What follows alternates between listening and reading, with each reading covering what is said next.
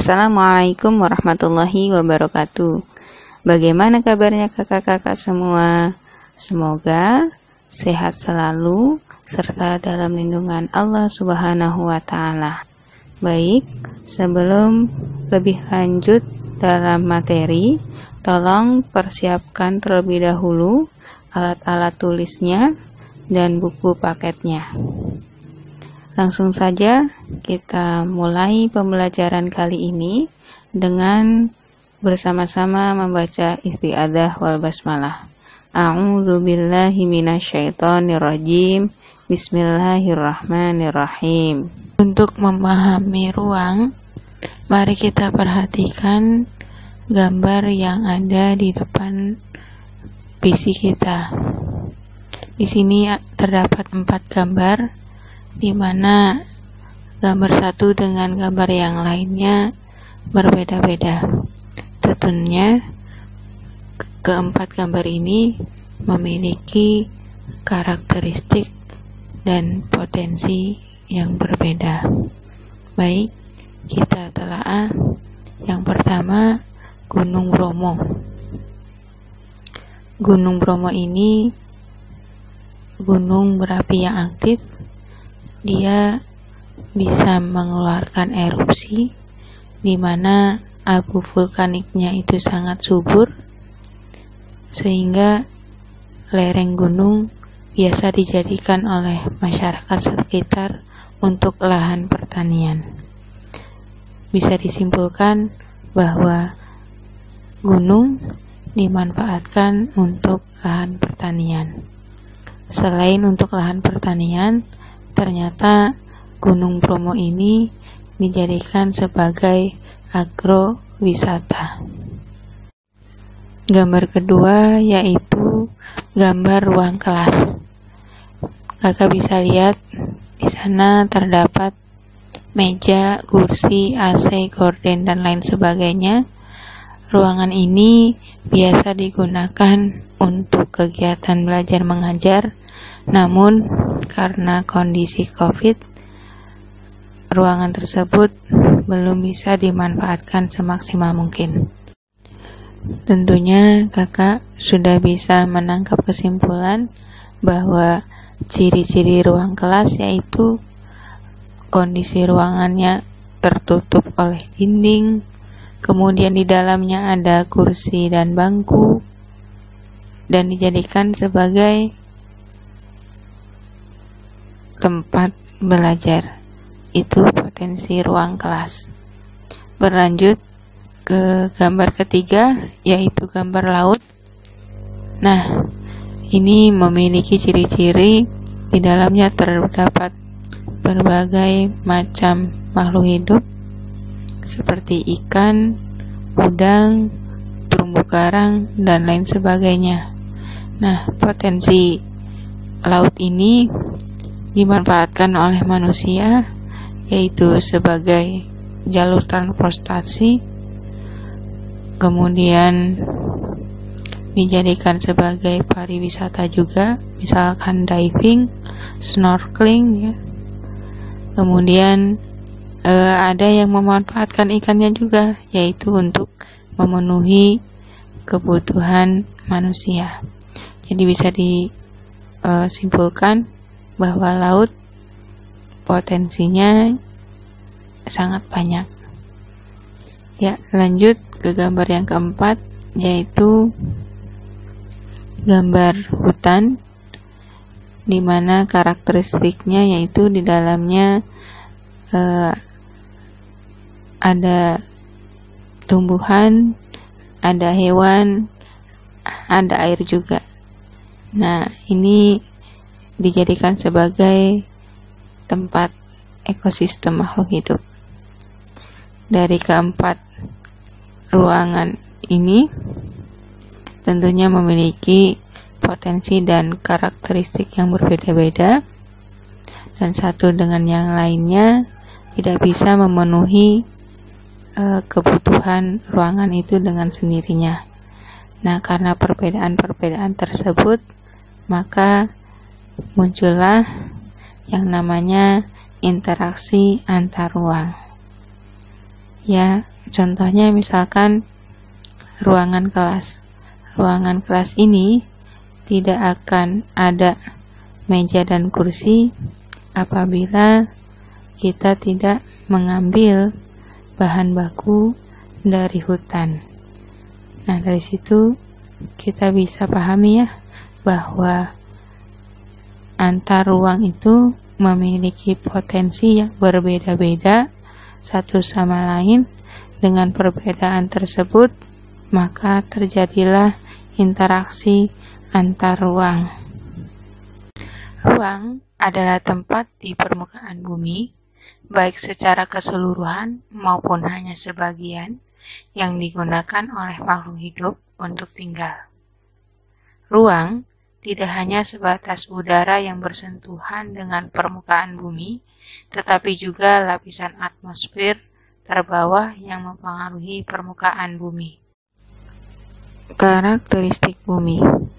Ruang juga mencakup perairan yang di permukaan bumi, seperti laut, sungai, dan danau, dan di bawah permukaan bumi, yaitu air tanah, sampai kedalaman tertentu. Ruang juga mencakup lapisan tanah dan batuan sampai pada lapisan tertentu yang menjadi sumber daya bagi kehidupan. Berbagai organisme atau makhluk hidup juga merupakan bagian dari ruang.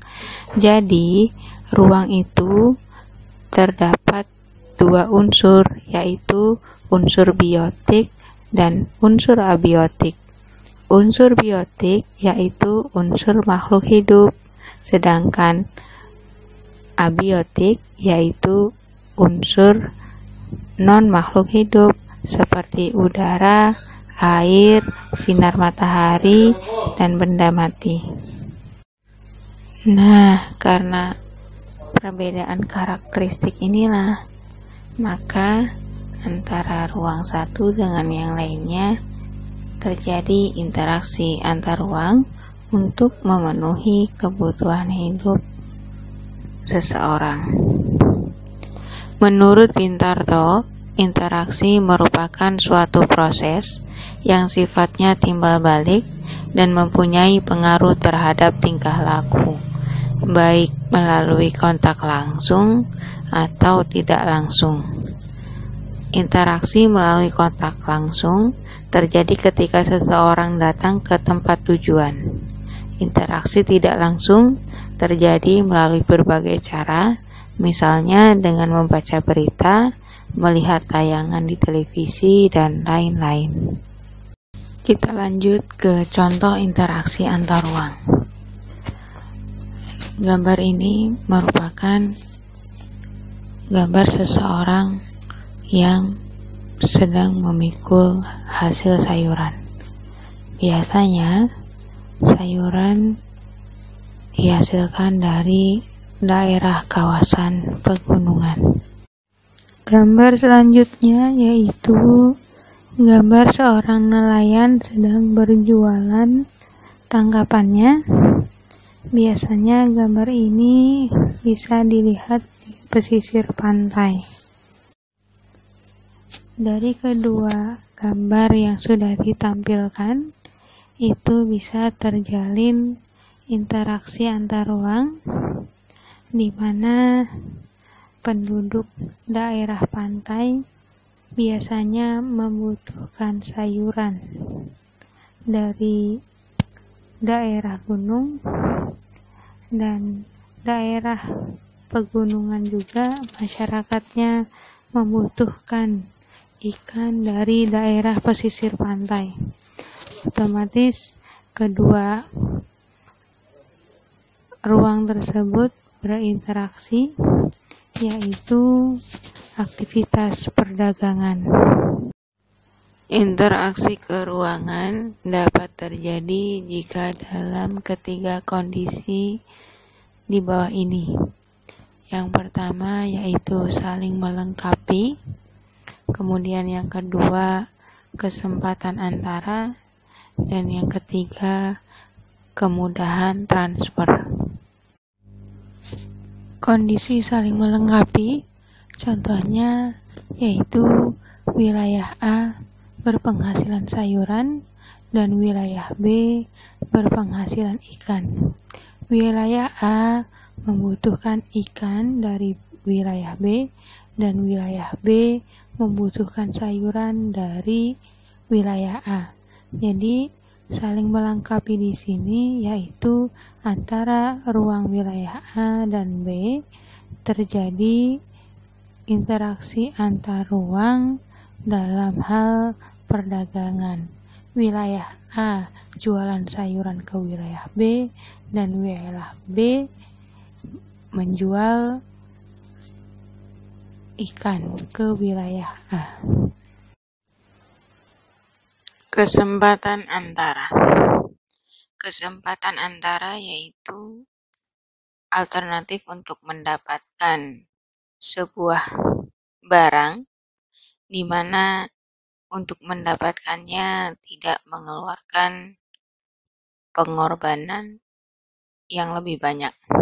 Contohnya, biasanya wilayah A untuk mendapatkan ikan dan menjual sayuran itu di daerah B. Ternyata ada daerah yang lebih dekat dengan wilayah A, yaitu wilayah C, juga terdapat banyak ikan dan kekurangan sayuran. Sehingga yang dulunya wilayah A melakukan interaksi dengan wilayah B, karena wilayah C lebih dekat dengan wilayah A, maka interaksi yang terjalin kuat yaitu wilayah A dengan C. Makanya garisnya kuat gitu ya. Sedangkan interaksi antara wilayah A dan B yaitu lemah, makanya garisnya terputus-putus. Kondisi ketiga yaitu kemudahan transfer. Jadi interaksi ke ruangan bisa terjadi apabila adanya kemudahan. Bisa diperhatikan di sana ada gambar truk, kemudian ada gambar uang atau biaya, kemudian ada gambar jalan tol, jembatan, pelabuhan, dan bandara. Kesemua gambar tersebut yaitu gambar-gambar yang memudahkan interaksi ke ruangan. Contohnya misalkan kita mau membeli sayuran dari pegunungan, apabila jalannya rusak, maka terhambat. Apa yang akan terjadi? Interaksi ke ruangan tersebut juga tidak akan terjadi atau terhambat. Jadi keenam gambar tersebut merupakan faktor yang mempermudah dari transfer. Misalkan kondisi truk baik, maka lancar. Apabila ada biaya yang lebih banyak, maka kemudahan untuk mendapatkan suatu barang lebih mudah. Kemudian jalan tol, kalau misalkan jarak tempuhnya itu jauh lebih dekat ya dari jalan tol, dan lain-lain. Jazakumullah khairan katsiran atas perhatiannya. Semoga kakak bisa memahami apa yang Ustazah sampaikan.